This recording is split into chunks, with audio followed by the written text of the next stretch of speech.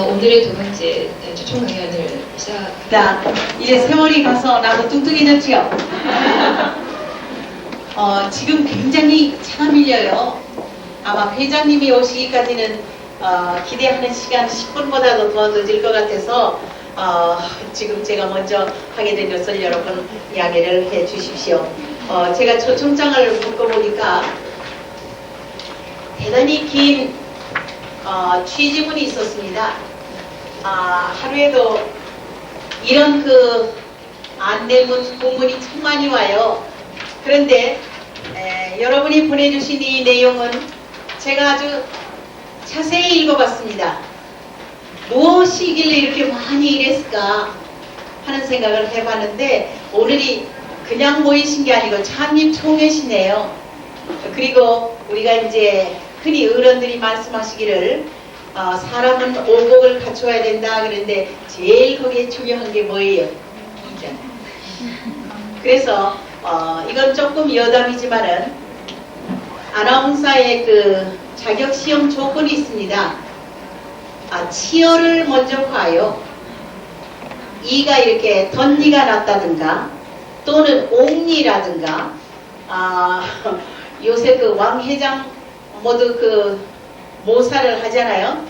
이렇게 됐다든가 이렇게 치에 대해서 이에 대해서 굉장히 신경을 많이 쓰는데 그 사람의 인상은 이가 좌우한답니다. 그래서 저의 경우는 이 치열에는 무사 통과를 했어요. 나중에 봐주세요.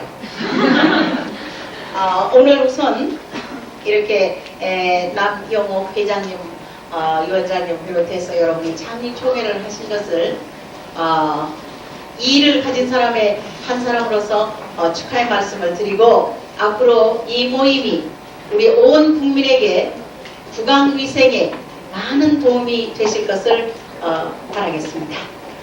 제가 감히 오늘 1시간에 걸친 모든 것은 사람이 하니까 저는 사람 관리를 어떻게 했으면 좋은지 택했습니다. 그런데 우리가 흔히 인사관리 그러면은 어느 직장의 총무부서나 아니면은 인사과에서 승진을 시킨다든가 아니면은 영전을 시킨다든가 퇴직을 시킨다든가 이런 인사관리로 알기가 쉽더라고요. 그런데 제가 인사관리를 하고 세월을 보내면서 쭉 겪어보니까 인사관리는 자기부터예요. 자기 관리부터 해야 되겠다는 것을 느꼈습니다. 그리고 집에서부터 인사관리를 해야 되겠다는 거. 여기 혹시 결혼들 하셨나요? 안 하신 분이 많으네. 저는 이제 6대 독자 며느리예요. 안 놀래시네? 이래야 되는데.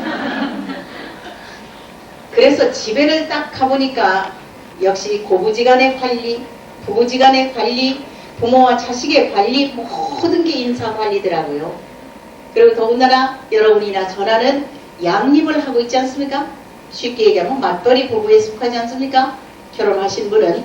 그랬을 때 직장에 나와서 사회에 나와서 어떤 인사관리를 해야 되느냐. 사람과 사람의 관계. 그래서 이게 이제 무슨 자죠? 네, 역시 여기는 수준이 높으세요. 어디 가서 이걸 물어보면 시옷 그럽니다.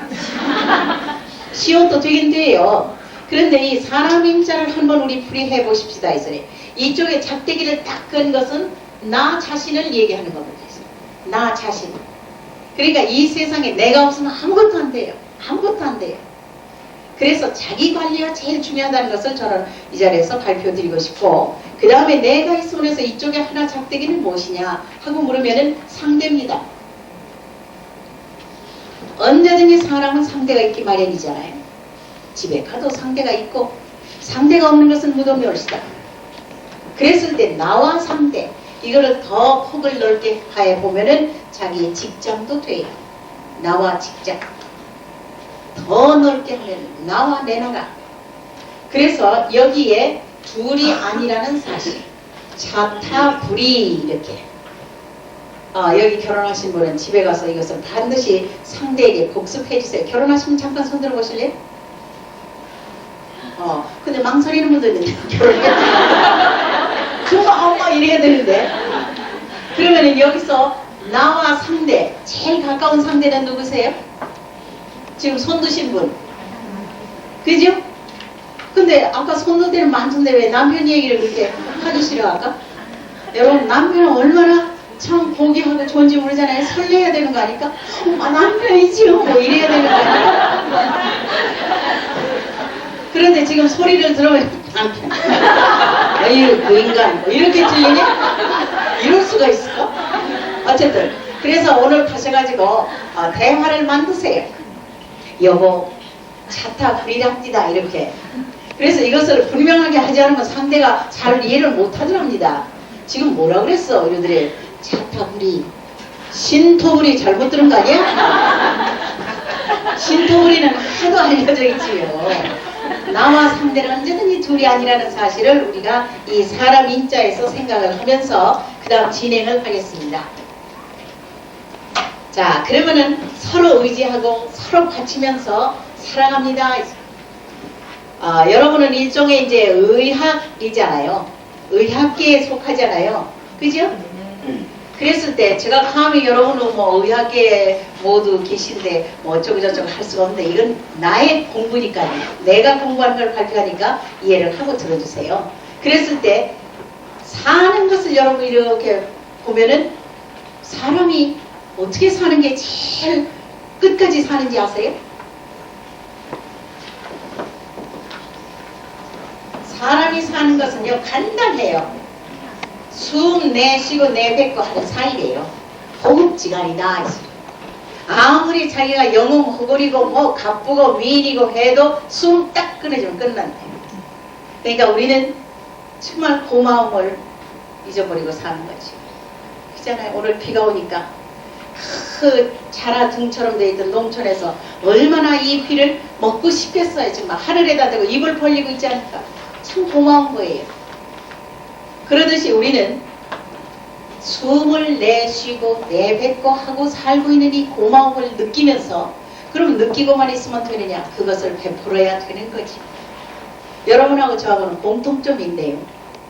입을 갖고 먹고 사니까.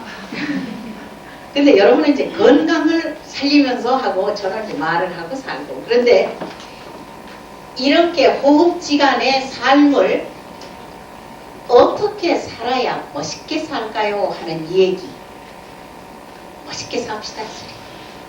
여기에 남자 선생님들이 몇 분 앉아 계신데 지금은 우리가 국가에서 난세라는 말을 많이 씁니다. 어렵잖아요. 지금 전체적으로 경제 불안이잖아요. IMF라는.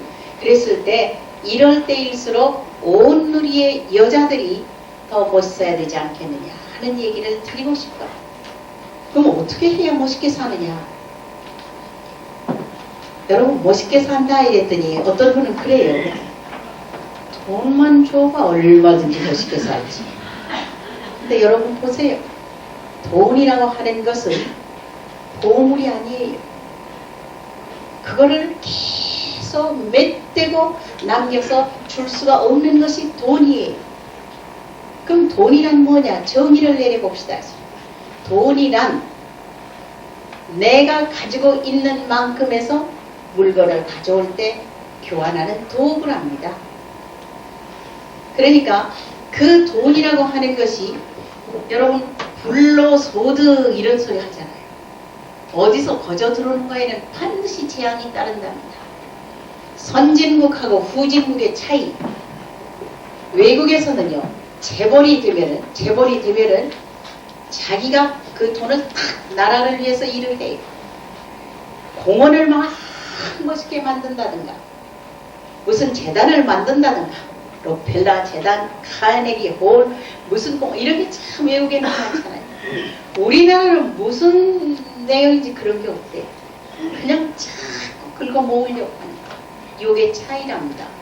어떤 그 학자, 경제학자 그 얘기를 해서 저도 들었지요. 그랬을 때 돈만이 살아가는데 못이 아니더라 했습니다. 그러면 이 글자를 보면은 재밌게 풀이가 쉬워요. 이게 나눈다는 뜻이죠. 나눌 분자. 옛날에는 돈이 조개 패였어요. 그래서 돈 얘기를 하려면 반드시 조개 패자가 들어있습니다. 이게 가난할 빈자지요. 우리는 가난해서 건 싫어. 가난한 건 싫어요. 그러나 이것을 더 넓게 생각해서 돈이 있을 때는 나눠줍시다. 나눠줍시다. 그런데 나누지 않고 지금, 이게 지금이라는 뜻이잖아요. 이제금, 지금 막 이 순간에도 어느 곳에서든지 누구든지 지금 돈이 얼마나 됐을까? 지금 증권은 얼마나 올라갔을까? 이렇게 안지나 쓰나 돈에 대해서 막 긁어모으려고 하는 사람은 이 글자가 돼요. 이게 탐욕이라는 글자예요. 그러니까 돈이라고 하는 것만이 것이 아니다 하는 설명을 드리기 위해서 이거를 풀이했습니다.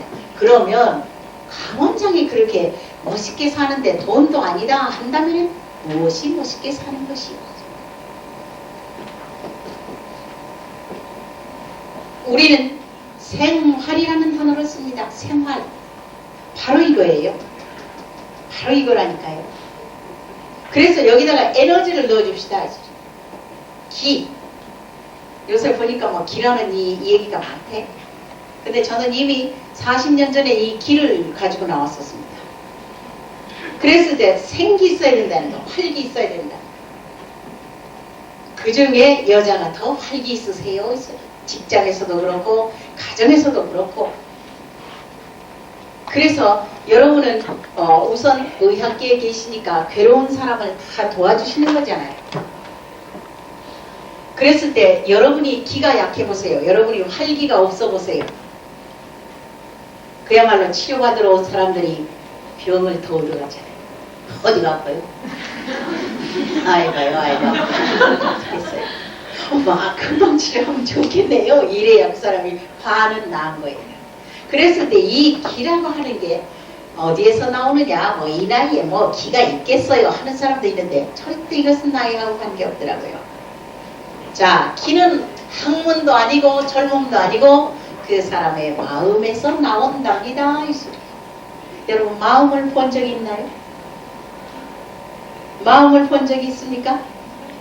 여기는 어떤 분이 한금 대답했네. 어떻게 생겼어요? 나 좀 갖다 주실래? 마음은 형태가 없습니다. 향기도 없고 그리고 컬러도 없어요. 컬러 없는 거는 재작년에 알았습니다. 어떻게 해서 재작년에 알았습니까? 이것은 이제 제가 경험한 거예요.